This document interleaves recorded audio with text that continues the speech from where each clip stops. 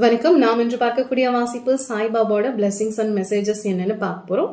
அதே போல இது ஒரு டைம்லெஸ் ரீடிங். இந்த வாசிப்பை நீங்க எப்ப பாக்குறீங்களோ, எப்ப ஓபன் பண்ணி பாக்குறீங்களோ அப்ப இது உங்களுக்கு பொருந்துவதற்கு அதிக வாய்ப்புள்ளது.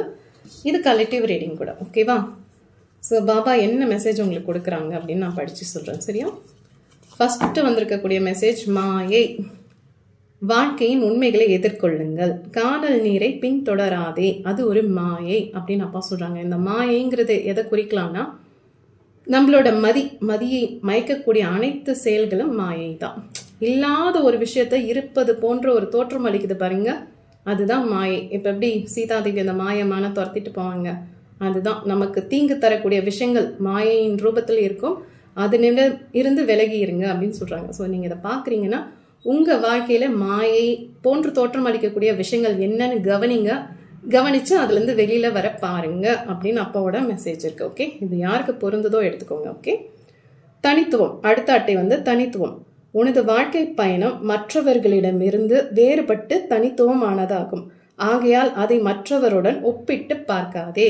உங்களை நீங்க எங்கேயுமே ஒப்பிட்டு பார்த்துக்காதீங்க. நீங்க ஒரு யூனிக் பீஸ். ஓகே, தனித்துவம் உள்ள நபர்னா தனித்துவமான குணம் நலன்கள் ஏதாவது இருக்கலாம், இல்லை கூடுதல் பொறுப்பு வகிக்கக்கூடிய நபர்களாக இருப்பாங்க. ஓகே, குடும்பத்தில் அதிகப்படியான ஒரு பொறுப்பேற்று நடத்துறதுன்னு சொல்லுவாங்க இல்லையா, அது போன்று இருக்கலாம். இல்லைன்னா இது கார்டு படிக்கும்போது ரெசனேட் ஆகிற விஷயம் சிறியவர்கள் இல்லை பெரியவர்கள். இப்போ சிறியவர்கள் நான் சொல்றது சிறப்பான குழந்தைகள் இருப்பாங்க இல்லையா, அவங்கள பார்த்துக்கிறது சாதாரண காரியம் இல்லை. நிறைய சகிப்புத்தன்மை, பொறுமை, அதே போல அந்த ஒரு மனம் சார்ந்துதான் இருக்கும். நம்ம மனசு இருந்தா தானே அந்த மாதிரியான குழந்தைங்களை பார்த்துக்கவே முடியும்.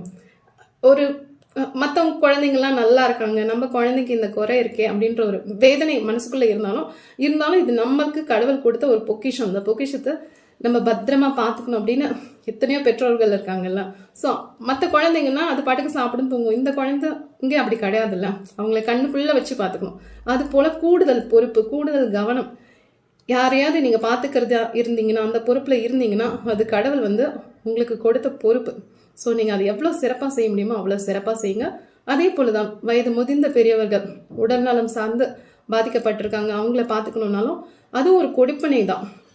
இப்ப நம்மள மற்றவங்க பாக்குறத விட்டுட்டு நம்ம ஒருத்தரை பாக்குறோம் அப்படின்னா அது கடவுள் நமக்கு இட்ட பணி. ஸோ அதை முடிஞ்ச அளவுக்கு சிறப்பா செய்யறது உங்களோட இஷ்டம். ஓகேவா? அப்பா சொல்றாங்க, நீங்க தனித்துவமான நபர், மற்றவங்க கிட்ட உங்க வாழ்க்கையை ஒப்பிட்டே பார்க்காதீங்க அப்படின்றாங்க. ஸோ பாருங்க, இது யாருக்கு பொருந்துதோ எடுத்துக்கோங்க. சில நேரங்களில் நம்ம மின்னுவதெல்லாம் பொண்ணல்ல அப்படிங்கிறது போல வெளியில நிறைய ஜிகின்னு இருக்கும். அதை பார்த்து நம்ம மனசு அலப்பாஞ்சு சரி அவங்கெல்லாம் நல்லா இருக்காங்க, நம்ம வாழ்க்கை என்ன இவ்வளவு சோகத்துல போயிட்டு இருக்கு அப்படின்னு நினைப்போம். ஆனா அது கிடையாது. நமக்குன்னு ஒரு வாழ்க்கை இருக்கு. நான் அந்த அழகா, அந்த வாழ்க்கை அதோட உண்மைத்துவத்தோட அழகா ரசிச்சு நம்ம வாழ கத்துக்கணும் அப்படிங்கிறது அப்பா உங்களுக்கு சொல்றாங்க. சரியா? நெக்ஸ்ட் கார்டு அதோட சூப்பரா வந்திருக்கு. நீயும் நானும் ஒன்று, நீ தான் நான் தான் நீ அப்படின்னு அப்பா சொல்லிட்டாங்க. சரியா? வறியவர்களிடம் மனம் உடைந்து மனசுல ஏதாவது கஷ்டம் காயங்களோட இருப்பாங்கல்ல, அவங்க கிட்ட எல்லாம் அன்பு அனுசரணையா நடந்துக்கோங்க. அதே போல உணவு, யாருக்காவது உணவு தானம் பண்றதா இருந்தா தாராளமா பண்ணலாம். ஓகே, பசியால வாடுபவர்கள் யாராவது இருந்தா அவங்களுக்கு நீங்க உணவு தானம் பண்ணலாம். உங்களால இயன்ற அளவு நீங்க உதவி பண்ணலாம். அப்பா எப்படி பார்த்துப்பாங்க மற்றவங்கள, அதே போலதான் அப்பா வடிவத்துல தான் நீங்க இருக்கீங்க, உங்க வடிவத்துல தான் அப்பா இருக்காங்க. சரியா? அதுக்கு தான் நீயும் நானும் ஒன்றே அப்படின்னு சொல்றாங்க. அவரை மனசுல வச்சுக்கிட்டு செய்யுங்க. உங்களால எவ்வளவு உதவி செய்ய முடியுதோ நீங்க அதை செய்யலாம். ஓகே, நெக்ஸ்ட் கார்டு அண்ட சராசரமும் நீயே. உன்னுள் இருக்கும் அண்ட சராசரத்தை ஆழமாக ஆராய்ந்து பார்க்கவும். ஸோ பிரபஞ்சங்கிறது வெளியில இல்லை, உங்களுக்குள்ளேயும் இருக்கு. இந்த ஒரு ஜோதி வடிவத்துல இருக்கும் தெரியுமா? நம்ம தியானம் பண்ணும்போது நமக்குள்ள ஒரு ஜோதி எரியறது நமக்கு தெரியும். அந்த ஜோதி எவ்வளவு நிதானமா அழகா ஒரு மாதிரி, நீங்க இந்த ரிஷிகள் முனிவர்கள்னு பாத்தீங்கன்னா தெரியும், ஒரு மாதிரி பிரகாசமா இருப்பாங்க தியானம் பண்ணும்போது. அதே போலதான் நீங்களும் தொடர்ந்து தியானம் பண்ணீங்கன்னா உங்ககிட்ட அந்த ஒளி அதிகமாகும், உங்களோட ஆறா விரிவு ஆயிட்டே போகும். ஸோ பாத்துக்கோங்க, உங்களோட பிரபஞ்சத்தை நீங்க வடிவமைச்சுக்கோங்க அப்படின்னு அப்பா சொல்றாங்க. ஓகே, நீங்க தான் அண்டம், நீங்க தான் பிரபஞ்சம். உங்களோட பிரபஞ்சத்தை நீங்க வடிவமைச்சுக்கோங்க. அதன் மூலியமா உங்களுக்கு தேவையான விஷயங்களை ஈர்த்துக்கோங்க. ஓகே, பற்றற்று இருத்தல். நிகழ்வுகளிடமிருந்து பற்றில்லாமல் இரு, அவற்றிடமிருந்து ஓடி ஒளியாமல் அடிமைப்படாமல் இரு. ஓகே, ஸோ எல்லா விஷயங்களும் நம்ம வாழ்க்கையில நடந்துக்கிட்டே தான் இருக்கும். இன்பம் துன்பம் சந்தோஷம் துக்கம் எல்லாம் நடக்குது இல்லையா? இதுல ரொம்ப சந்தோஷம் இருந்தாலும் வேண்டாம், ரொம்ப துக்கமா இருந்தாலும் வேண்டாம். இந்த சமநிலையில இருக்கிறதுன்னு சொல்லுவாங்க இல்லையா?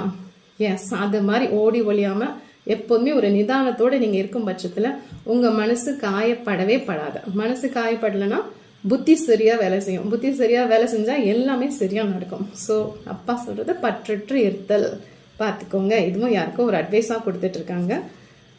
அடுத்து வரக்கூடிய கார்டும் அட்வைஸ் கார்டு தான்.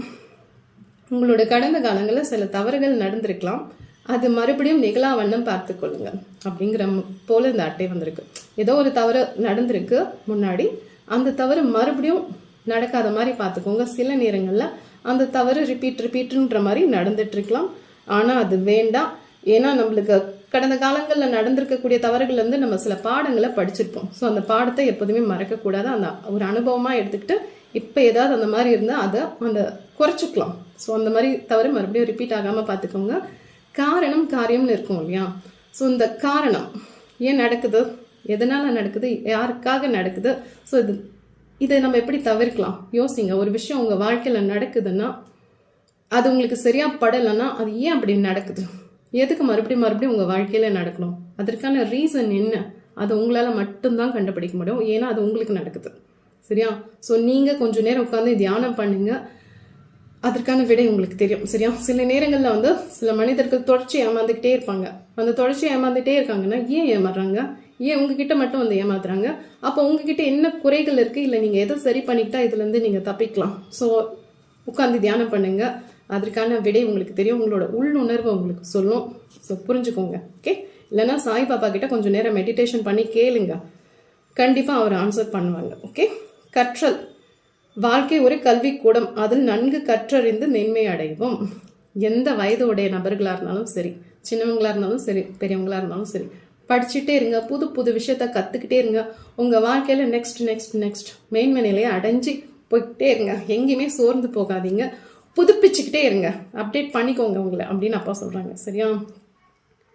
சூப்பர். இன்னொன்று, தெய்வீக நூல்களை படிக்கவும், கற்றவற்றை நடைமுறையில் பயின்று கல்விதனை ஞானமாக மாற்று.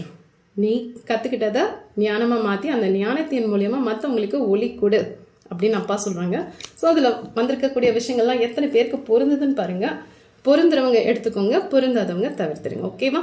அண்ட சராசரமும் நீயே. இப்போ நீங்கள் பார்த்துட்ருக்கீங்கன்னா பிரபஞ்சம் உங்களுக்கு வெளியிலையும் இருக்குது, உங்களுக்குள்ளேயும் இருக்குது. ஸோ உங்களோட பிரபஞ்சத்தை வடிவமைக்கிறது உங்களுடைய பொறுப்பு. ஓகேவா? வாழ்த்துக்கள். பாய்.